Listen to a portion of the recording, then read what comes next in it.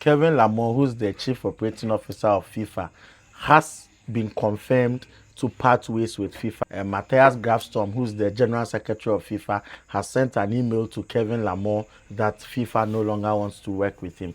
Manchester City are still tailing Enzo Fernandez, but they've now agreed that the deal is going to cost them more than the 120 million pounds that Chelsea has stated earlier. So if they want to get Enzo Fernandez to sign for Manchester City, Manchester City should be prepared to pay more than the 120 million pounds stated. We have details on that. Bruno Fernandes has been linked to a deal with Galatasaray, and in this particular rumors, it is expected that Galatasaray will double his wages for him in Turkey. But we think that probably this is the time for Bruno Fernandes to leverage a contract extension in Manchester United, and it is likely he's going to use this interest in him to get that contract extension done in Manchester United. Then we will come to our main topic. I wanted to do something about Luis Suarez and why Barcelona wanted him and how Deco is faring, but I'll do that in another video. When you see this video, look out for another video in which we will talk about these things, all of them. We have all the details that you need to understand here. This is ASK Morgan Sports, and as we do every day, we sit down, we flip the camera, we turn it on, and then we give you all the important analysis, all the backgrounds and perspectives you need to understand any trending issue in your world of sports. So first of all, Kevin Lamont is the chief operating officer of FIFA. He's been working with FIFA for 2 years.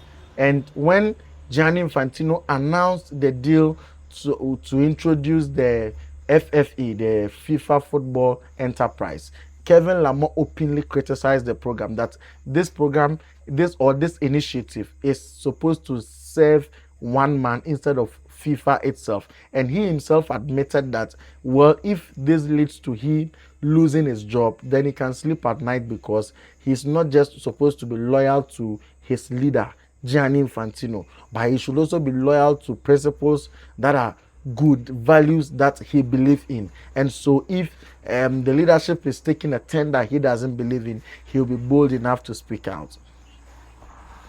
I agree with Kevin Lamont on what he said, that privatizing an aspect of the game was very bad, that nobody could keep quiet and watch for it to happen that way. But then I also agree with Gianni Infantino and Matthias Grafstorm for sacking him because of the principle of subordination, because of the principle of vicarious liability.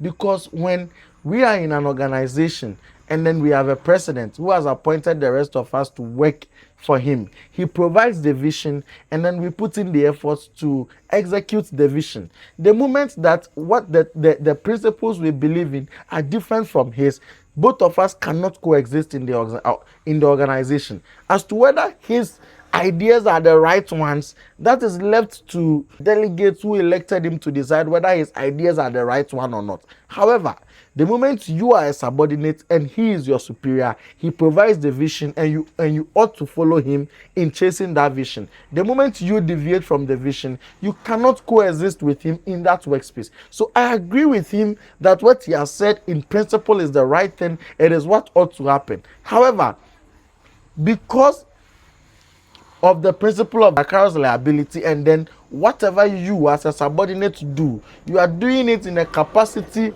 of you being his agent. You understand? So because of that, you cannot be allowed to take a position that goes contrary to the vision he has provided.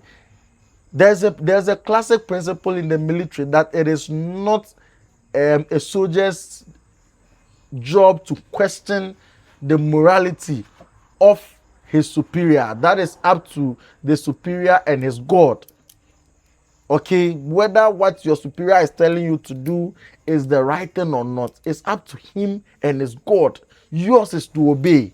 The moment Kevin Lamont deviated from these principles, and then he felt that Gianni Infantino's leadership was not the right one, then it didn't make any sense for him to continue to work under this particular leadership.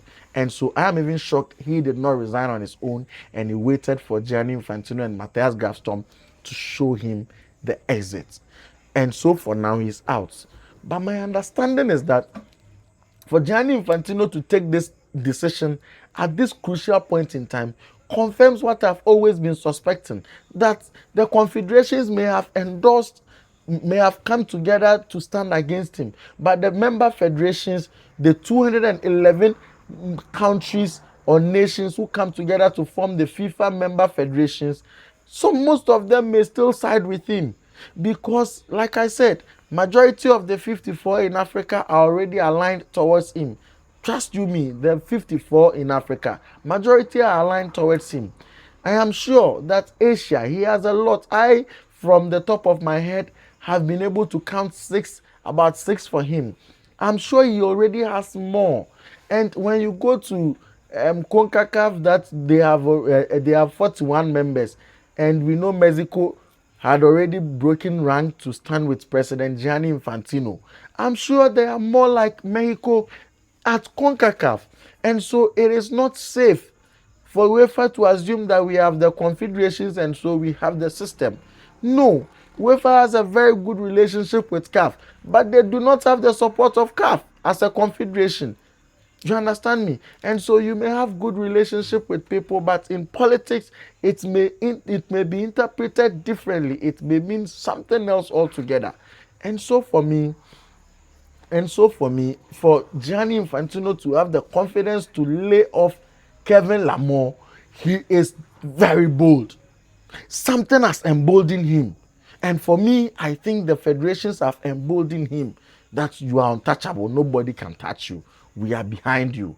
And because of these conversations going on behind the scenes, I am beginning to feel scared for Victor Montegliani, Sheikh Salman Ibrahima, who's the Asian Confederation president, and all the other people in UEFA who are trying to go after Gianni Infantino's head. I feel it is not. And you see, for Patrice Motsepe to say that anybody who has qualms with the FIFA president should wait for all 211 member federations to use the democratic process to get him out of office already just means that they have these 211 federations on their side.